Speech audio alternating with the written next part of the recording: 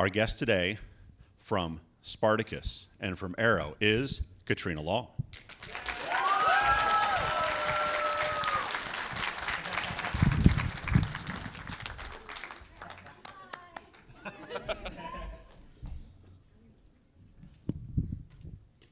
See, you guys are supposed to clap all the way up. There you go. Not just when they open the door, all the way to the seat. How's everyone doing today? Good. I saw some of you earlier, so hello again. Hello. So how's the trip to Cincinnati been going so far? Very smooth. I saw the inside of the hotel. It was lovely. Yes.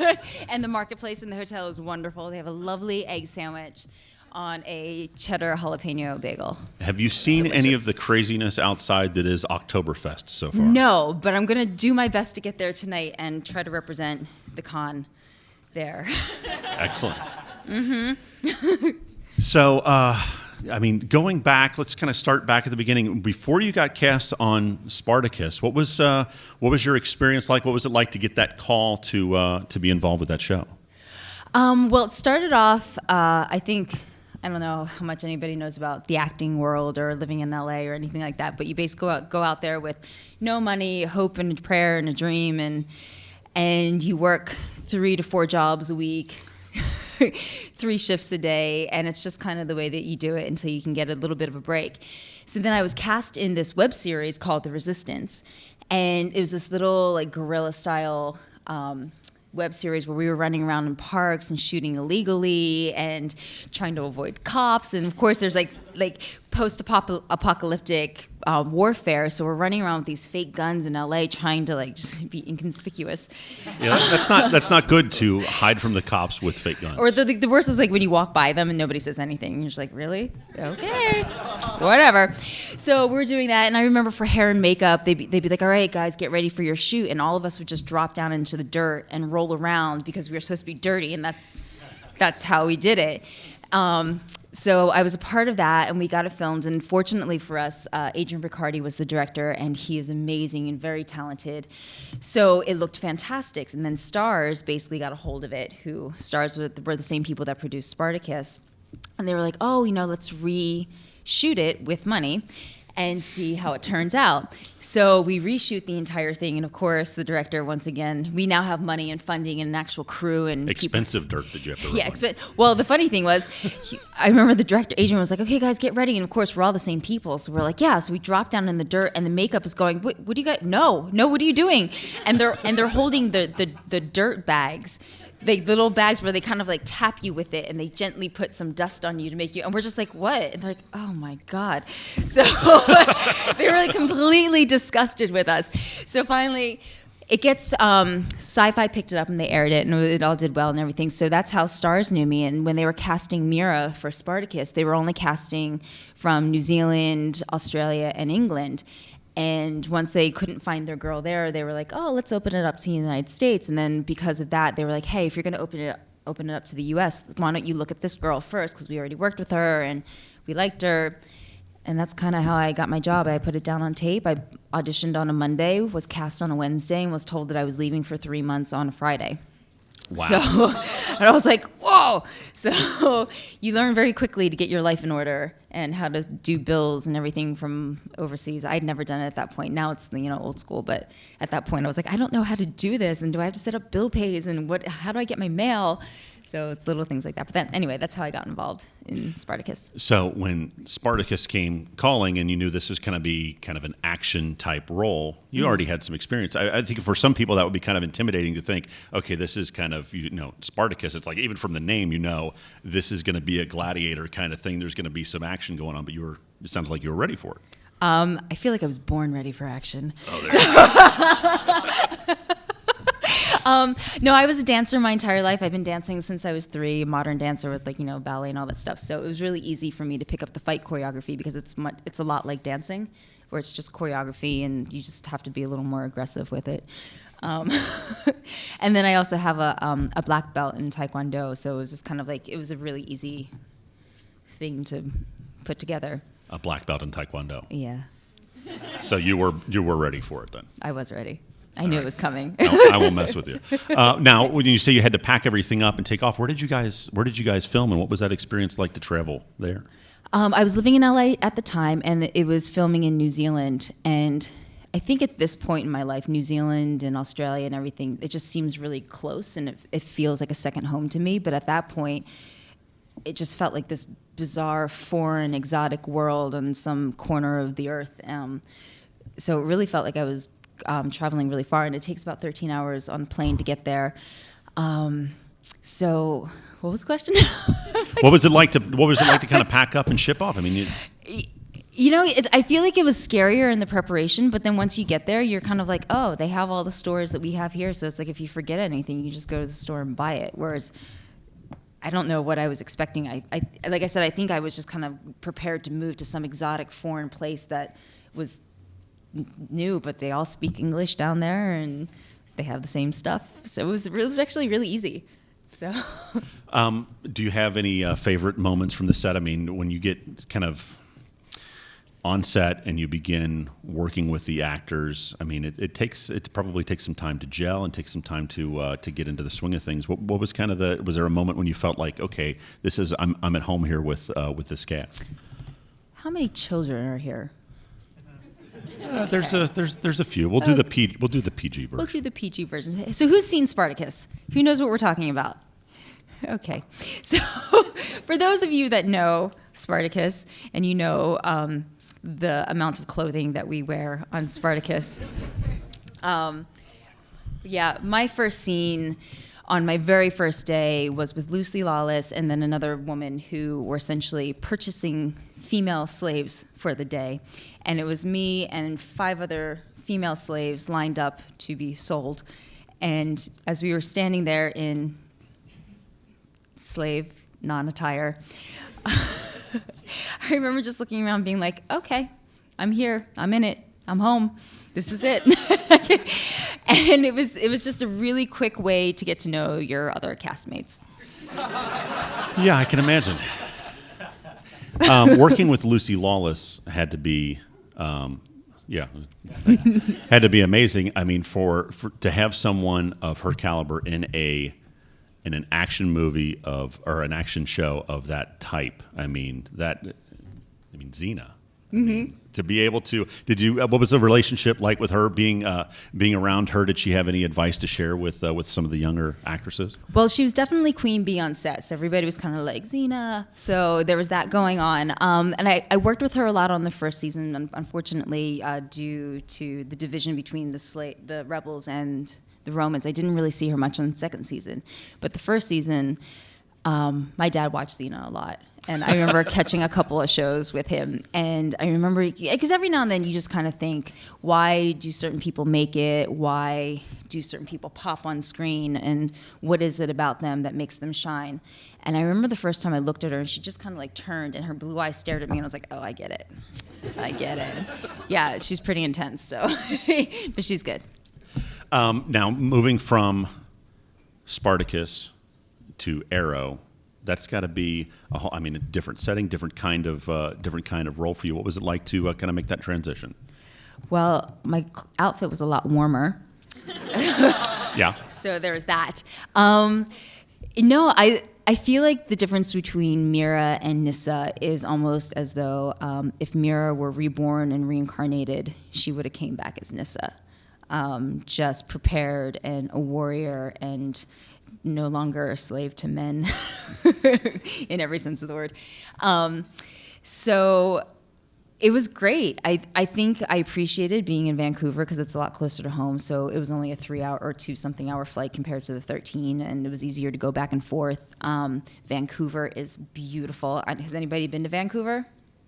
It's lovely, isn't it? It's gorgeous. So you have this beautiful city that's surrounded by green and mountains and water, and the people are lovely and great food.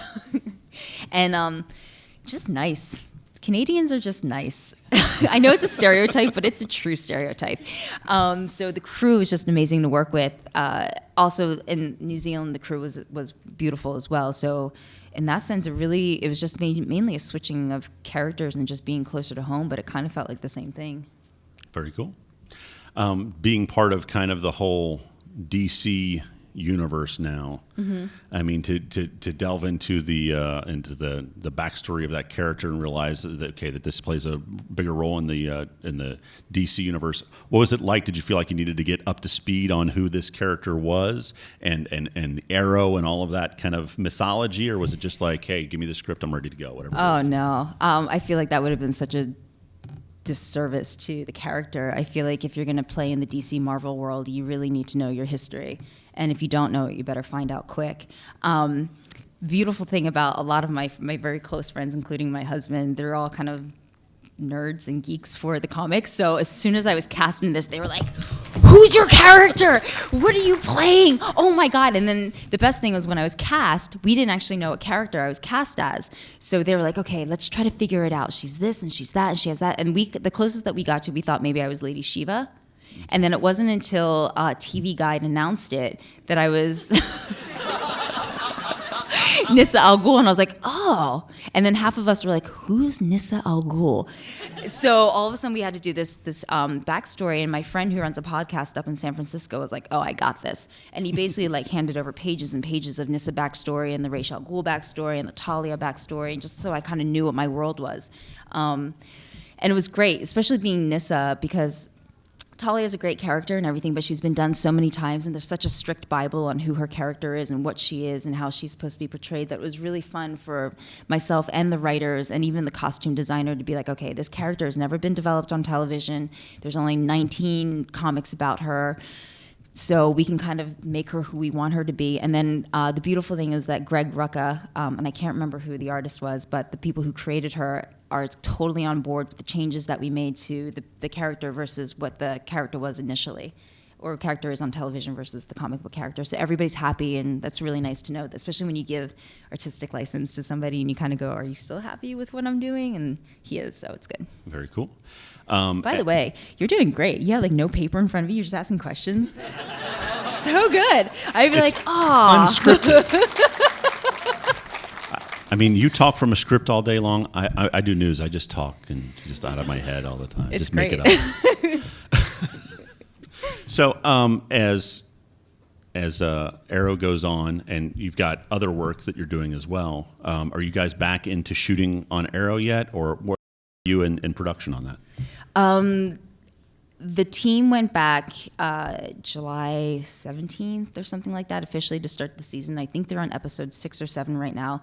I was up in Vancouver for a little bit. Fortunately and unfortunately, I booked a pilot, so I'm hoping that goes. So the good thing though is I get to do both shows at the same time. So yeah, I don't know. Yeah. Well, it keeps you. What other things are you working on? I mean, is it stuff that you can talk about that you have upcoming that that you've already done that hasn't come out yet? Well, there's Death Valley. That's a movie that I did a year and a half ago or something like that, and that was a friends and family project. And the director on that, he was a director on Spartacus. He's directed Gotham, Hemlock Grove. He's done a bunch of those type of shows, so he's really cool. His name is T.J. Scott, and he was like, I've always wanted to direct this movie out in Death Valley. Does anybody know where that is? It's in California. It's in the Mojave. Lovely Death area, Valley. It's right. Death Valley. But anyway, lots of people die there, so make sure you don't hike in the summer. But it's just this cool world, and it's also the same place where like NASA tests the rover to make sure it can like survive the Mars landscape. So it's such a cool place if anybody gets a chance to go. So he was like, oh, let's do a movie out there, and because it's a national park, you can only have so many people. So between all actors, crew, there were only 12 people. So everybody, I was doing grip work, I was doing catering, I was cleaning the trailer, and then I was acting. So it was just so much fun. It was friends and family. My husband was on it, Victoria Pratt was on it, Lachlan Monroe was on it, Nick Tarabay, who's also from Arrow, and then also Spartacus, he was on it as well. And it was just a beautiful, beautiful experience to have all of us together and just kind of working and no egos involved. So that's coming out. I'm working on a Christmas movie right now. Nobody dies. I don't punch anybody. There's no blood involved. It's lovely. So that will be coming out on Hallmark this year, I think. So if anybody's into like the leading up to Christmas thing, I think it's sweet. So, and I get the guy at the end. Spoiler alert. And then, like I said, I just booked a pilot. So fingers crossed that gets picked up. So I'm really hoping that one does. And then I'm also working on Arrow still, and yeah, just keeping busy. It's a good time period. It's interesting. You talked about doing the Hallmark movie versus Arrow and Spartacus, two very different worlds. I know when people get into like the, very action-oriented stuff, it's like, is there any worry like of typecasting, or it's like people are only going to see me like this, or you're like, there's plenty of time to do all kinds of different stuff. Do you worry about that? What kind of stuff do you want to do long term? There's a thing about typecasting that can be annoying, but the great thing about being typecasted is that you're being cast.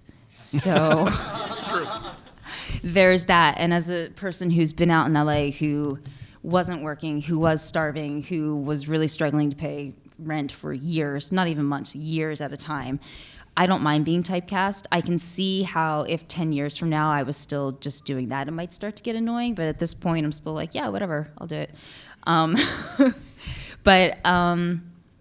No, I do think as a creative person, I don't know if anybody out here is an artist or any kind of like creative person, you get into this field because you love to explore and you love to do new things, and you normally don't get into this kind of field for the stability or for the permanent paycheck. You do it because of the love of the art and wanting to create. So I think the not wanting to be typecast stems from that, of being able to explore different aspects of your personality and your talent and all that other stuff. Yeah, but at the same time, like you're saying, if what you want to do is do this work, even if you're being typecast, you're working and you're getting a chance to grow in that way. Yeah, and I also feel fortunate that my typecast is the strong, badass chick, so I feel like I win. So well, and it sounds like it's something that's close to some of your existing interests when it comes to dance and all those kinds of things. If it was, yeah, I'm also a badass in real life. Yeah, you don't just play one on TV. You're talking about being in LA and struggling. What was the worst job you had as, did you work food service? Did you, was there like a horrible experience or horrible job you had when you were just kind of kicking around trying to make it? I don't know that horrible would be the right word, because I was in the service industry, so I was a waitress and I was a bartender, I was a cocktail server. But there are moments, I think, of clarity where your life just kind of bounces into focus and you kind of go, huh. I remember I was working at this club. It was called Hyde, and at the time it was like the hottest club in the world. Like that's where Paris Hilton and everybody. So it was a really fun place to be. And you're making money, so you're like, okay, cool, this is really fun, and I'm loving it. And look at all these celebrities coming in. But then there was this one day, and it was a great night, where Jay-Z comes in. He's standing on the table, and he's like singing along to his own songs, and this tiny little club. So everybody's up on their tables and doing all this stuff. And I was like, this is such a great night. And then I was cleaning up the glasses, and I just remember looking at Jay-Z's feet right at my face, and I was like, huh. And I looked up, and I was like, yeah, I don't know this is where I want to be much longer, cleaning up glasses around Jay-Z's feet. I mean, great job. I got a good tip. But so I don't know that that's a horrible, but I think there's just moments of clarity where you kind of go, yeah, this isn't what I want to do, so let's work a little harder to get what I want. Yeah, you get to be close to Hollywood, but you don't want to be at its feet. Yeah, exactly. We're going to open it up to the floor for some questions here in a couple minutes. So if you guys want, there's a microphone right up here in the center of the room. If you guys have questions, you can come get in line, and we'll kind of chat through them here. Wherever. Just you go wherever you want. We're all friends here. Just do whatever. Do you have a dream job? Do you have I'd really like to be in this kind of a movie or this kind of a project? Is there anything out there that you're like, oh, one day maybe? I would love to be the female Jason Bourne. I would love to be the female, what's his name? Aragorn from Lord of the Rings. Ooh. Love to be all those characters. I want to be a lot of male characters, apparently. I want to be a man. That came out weird. Okay. Sorry, speaking of Lord of the Rings and shooting in New Zealand, did you guys shoot I mean, have you run into Sean Astin at all? Did you guys shoot anywhere that No, the but I'm Lord of the sitting Rings next folks to did? him Yeah. right in my booth. Yeah. And apparently we did a movie together, and we never met each other. Okay. What movie So I'm was going to it? say hi. We don't want to say the name of it. Okay. That good, huh? It was really not good. So yeah, I mean, you guys could maybe you know some of the same areas from New Zealand. That'd be interesting. We'll start out with questions. What do you want to know, sir? I actually found my Twitter account earlier today. I Too couldn't late. Find it. Yeah, it was too late. I found it earlier. I was just wondering how hard. What's the best part you feel like for doing Arrow? What do you feel like is the best part of it? The best part? Fight scenes. Oh, it's our stunt coordinator, James Bamford, who is actually getting his first shot at directing this season. He's directing episode 7, so everybody pay attention to that one, is amazing. And he is one of the best coordinators that I've ever worked with. He runs the tightest team. They'll be goofing off and doing whatever, and then it's militant. As soon as he says, and go, they kind of just snap into formation, execute the choreography perfectly, and then leave. Like, I've never gotten hurt on that set. I've never accidentally been hit by a stunt double or anything like that. And my personal stunt double in season 2 and 3 was Atlin Mitchell, and she used to be part of Cirque du Soleil. So she is legit when she's doing all the silk falls and doing all the craziness, and she has a body of a 12-year-old boy, so she makes me look amazing. It's so good.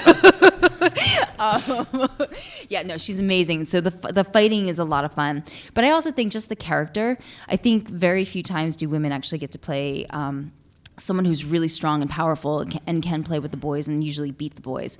And I don't know, for like females that are out there trying to find something that we're not always crying over a man or placating to a man or having to die for him, it's a really important role for me. So I love it.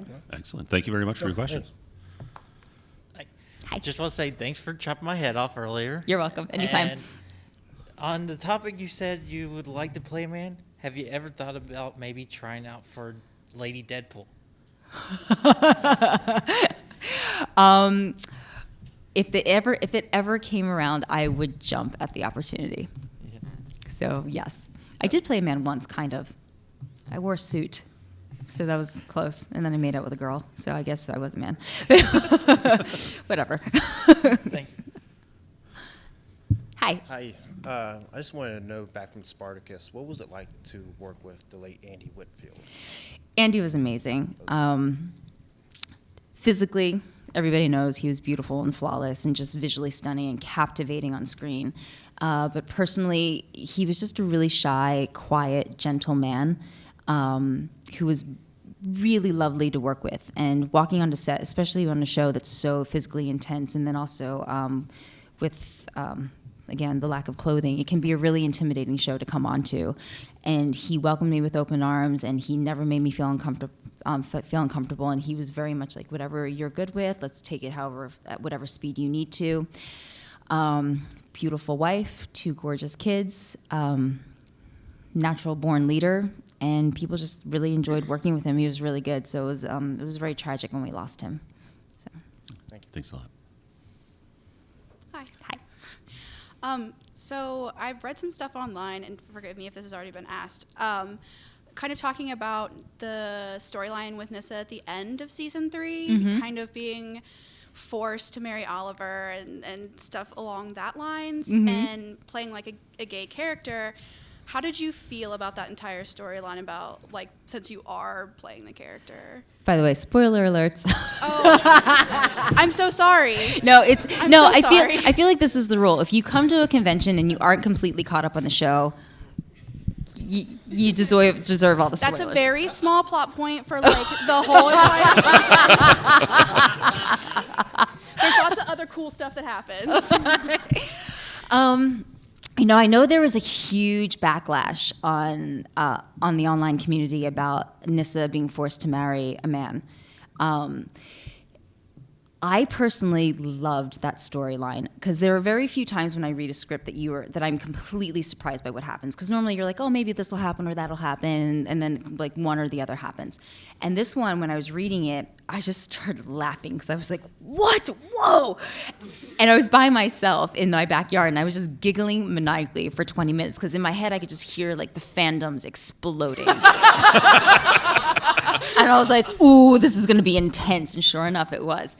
I think the beautiful thing about that is, one, bad things happen to people all the time in real life. And I know people were like, what's such a disservice, and it's being homophobic, but there are women that are being forced to marry men still today in this world. So it's not like it's a completely non-existent scenario.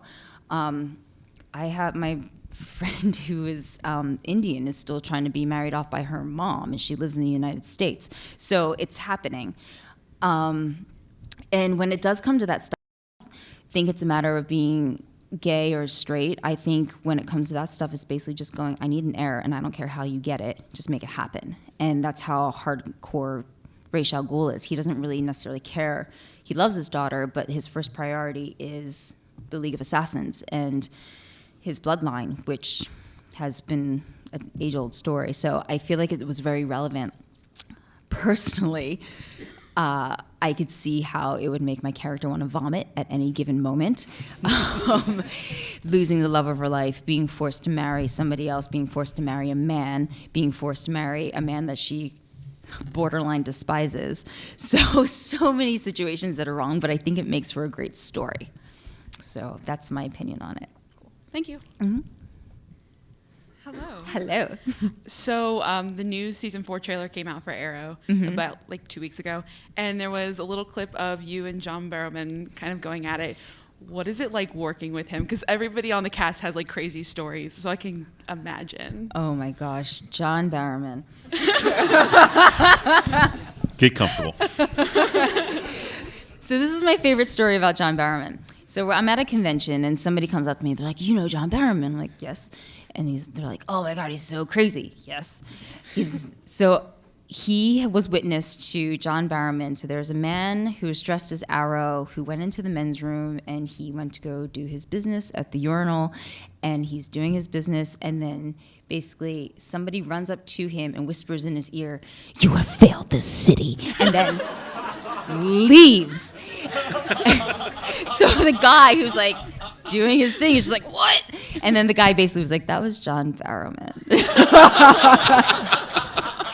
So take that story and just, expand upon it on set. But the great thing is he's really good at taking jokes as well. So I feel like I've got his number, and I've found out how to mess with him. So it's good. But during that one fight scene that you saw, there were just so many times because we have to get really up close to each other, and then I say something and he says something catty back, and we're just like, "Meh." And we would just like do it and just start laughing, because at the end we had to hold it for a second, and we're just trying to stare at each other, but it's just we can't.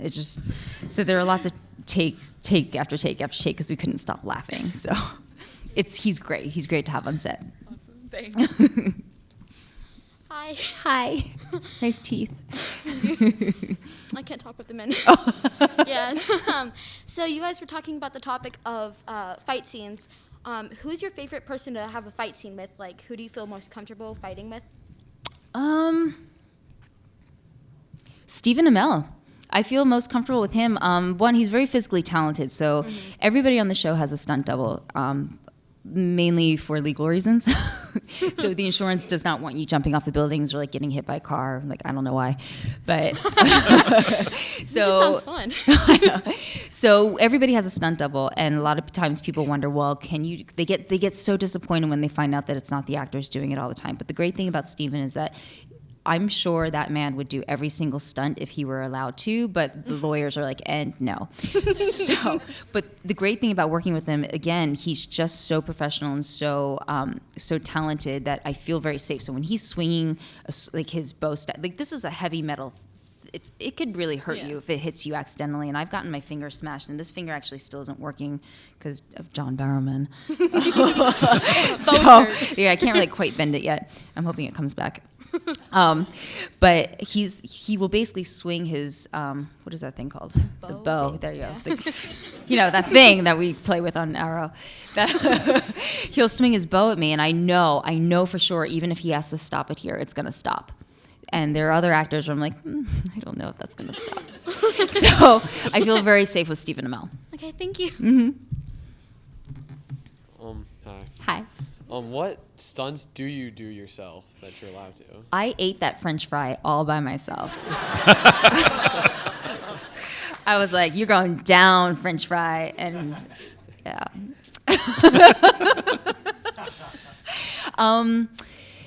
I did I don't know if you remember, when I was introduced in season 2, there was an airport scene where like I come down and they're like, "Put your hands up." That was all me. So I feel like most of the hand-to-hand combat stuff is what I do. Mainly you'll see Atlin when I have to do a backflip or when I have to fall from something but I do feel like lately, because Arrow shoots, there's so much stuff that needs to be shot in an 8-day time period. So the great thing about our stunties is that they're rehearsing the fight choreography for the next episode about 2 weeks before that episode is shot. So what normally happens is they teach us on the day because we don't have time to learn it. We just don't have time. So we go in and we're doing the scene, and then they'll be like, "Okay, so you do these 3 fight moves." And then so that they can get our face and do that stuff. And then they go and doubles in, and the doubles come in and they do all the crazy stuff. And it's mainly because it takes them 5 seconds to do it. And they do it correctly, and they do it on the first try, and they're really efficient at it. Whereas a lot of times with the actors, unless you're on a movie set, you don't have the luxury of having 2 actors messing up because it's not our deal. Do you know what I mean? Like, we don't do that every single day of our lives. So, and then they just kind of like keep putting us in. So it's mainly like hand-to-hand stuff or like kicks or something like that. Thank you. Mm-hmm. Wow, you had an entourage come up with you? Who are you? I like how he rolls. Uh-oh. Uh-oh. Hello. Yeah. Yeah, give it up. Well, for starters, let me say you have not failed this convention. So thank you for that. Thank you. And I walked in a little late. I was defending the city. Uh-huh. But what is your favorite part about doing these types of shows? I gotta say, conventions are really cool. If we're not actually talking about the show, I really enjoy coming out here and meeting fans and being able to say hi to all of you and getting to see how much you appreciate the show and getting to hear the feedback one-on-one. It's really cool. Yeah, and it's also my way of being able to say thanks and let's take a really silly photo together. So. Well, thank you, because you bring a lot of joy to all of us, and we do appreciate it. Oh, thank you. Thank you. We're talking a lot about stunts, and do you have any stunt horror stories of things that have gone wrong or mistakes that you've made, other people have made that other people probably, not you, right? I've never made a mistake. Nope. Let's see, stunt horror stories. I'm like, which ones can I tell and not get anybody in trouble? So on certain stunts, I'll tell you some of the crazier ones. So in New Zealand, when we do the stunts down there, it's kind of like the Wild West, and half the stunts that we do in New Zealand, we would never be allowed to do in the United States. Ever. So my friend Ellen Holman, does anybody know Ellen? She played Saxa in Spartacus. Yeah, she's a good girl. And so she does a lot of her own stunts, and she's really good at them. And there was this one where there were about 16 people fighting, and they're in this tiny little space, and she had to do this run, and all of a sudden she just kind of goes, and was like, what? And then she couldn't see for a second, and it was because a sword had come, flicked her contact out of her eye, and now she was blind in one eye, so everything went blurry, so she thought that she had lost her eye for a second, but it was just because it had flicked her contact out. That's how close she came to losing her eye, and she's like, okay. Woo. So anyway, that stuff doesn't happen on Arrow, but Spartacus was kind of crazy. Yeah, and I just remember bruises. So I had this stunt in season 2 of Sparty where this Roman soldier is basically trying to kill Naevia. And I basically run, I do this like flying squirrel monkey thing, and I like jump on him. And during rehearsal, it was fine. So I basically jump on him, and I'm latched onto him, and I'm kind of like, killing him, as you do. And and when we were rehearsing, it was all fine. But then on the day, again, because of my lack of clothing, I'm wearing essentially nothing, and this guy is in complete hard-boiled leather Roman armor. And I'm looking at him like, you want me jump on that? And then they're like, yeah, and he has these metal belts on and the sword and all these different things. So if these are the insides of my legs, by the time I got done, this whole thing was just nothing but black and blue, because I had to keep jumping, like latching on. So it's stuff like that. But and then I accidentally slapped Ellen in the face really hard one time. I think we want to hear that story. I remember I slapped her because I was supposed to like, do this, and then she's supposed to like go like this, and like I guess I just got a little too excited about the slap, so I just like slapped her, and it was so loud that you could hear it over everybody else that was fighting, and I went, and she just looked at me. She's so hardcore. She was like, "Keep going," and I was like, so that was a lot of fun. But no, the best fight that I've ever done was actually with Ellen, and it was when I guess Spartacus made the enemies on the rebel camp team up with each other because we were starting to fall apart, and he made everybody fight, and it was like this kind of the glory day of everybody just having sparring matches. And between Ellen and I, just being able to get to fight each other and do like fish hooks and stuff like that, it was just a lot of fun. So Excellent. Did you have questions now? I'm kind of You can Where's just your grab entourage? that and bend it down there. Hey, yeah, there you go. So I'm losing my voice, so I can't really like talk. But I'm gonna try to ask this question anyway. Of the other TV shows you watch, is there any that you would want to be in, and why?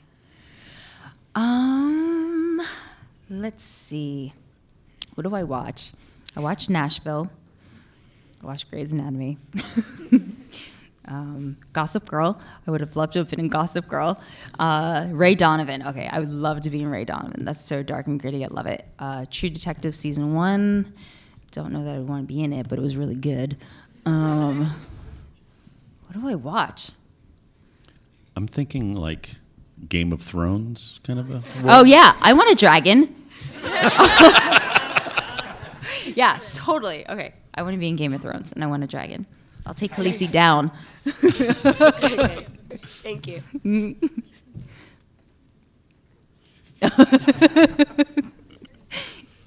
Hello.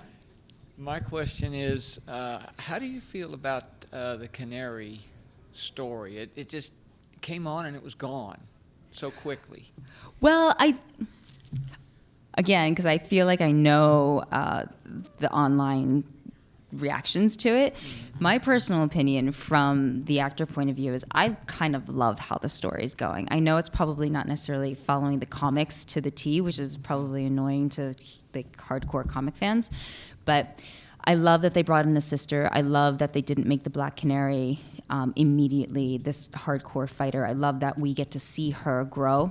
I think a lot of times as an actor, that's the scary part because you always want to be the person that people love and adore immediately. And it's hard to watch someone go from this kind of weak person with a drug addiction in growing into that. But that's kind of more probably closer to real life than just coming on and being like hardcore. So I really respect Katie Cassidy for the journey that she's taking on this show and how the writers time with it and not going, you will be badass tomorrow.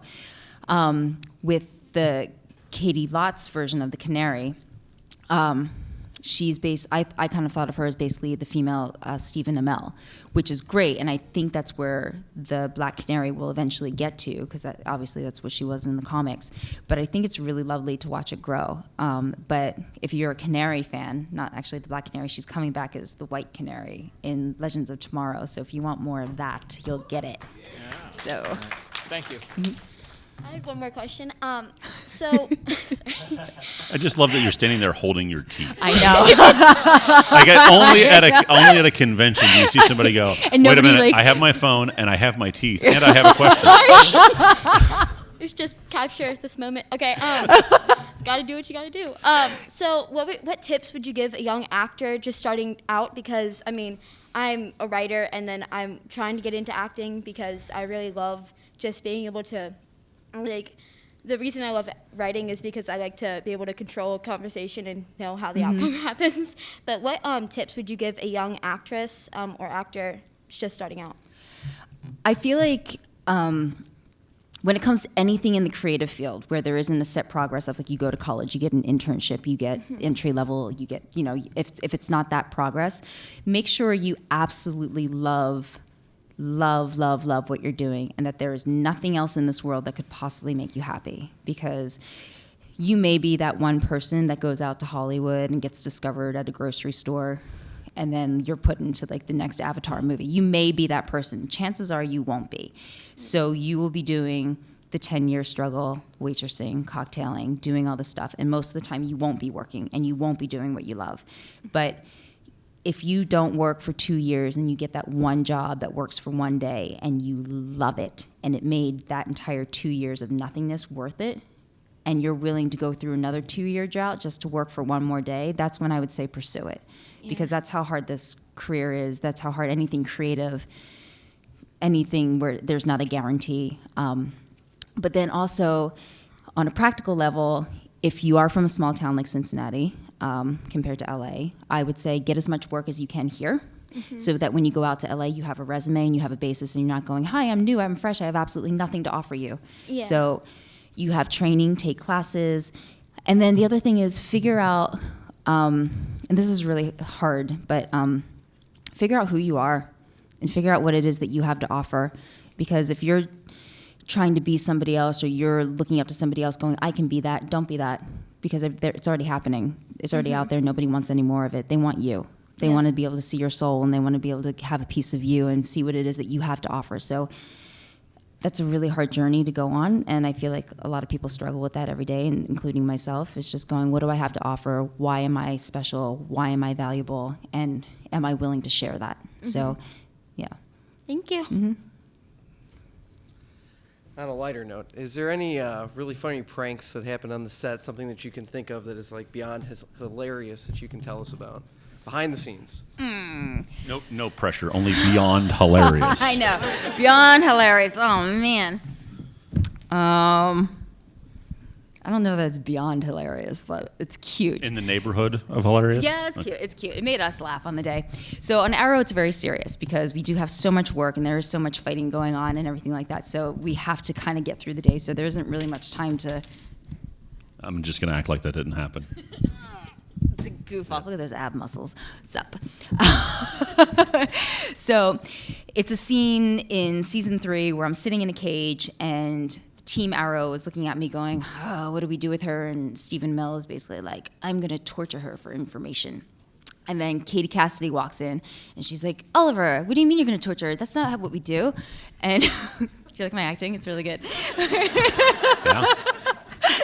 And it's very serious, and I'm supposed to be sitting there meditating, and everybody, and the camera is behind me on them, and everybody just has to be really like, this is a decision. Is Team Arrow going to go in this direction and forever be dark, or are we going to stay Team Arrow? And Katie Cassidy walks in, and she's just like, for the life of her, she could not say Nana Parbat, and she kept saying, what do you mean you're going to torture her for information just so you can figure out where Nana Parbat is? And she wasn't hearing what she was saying, so every single time the team would be like,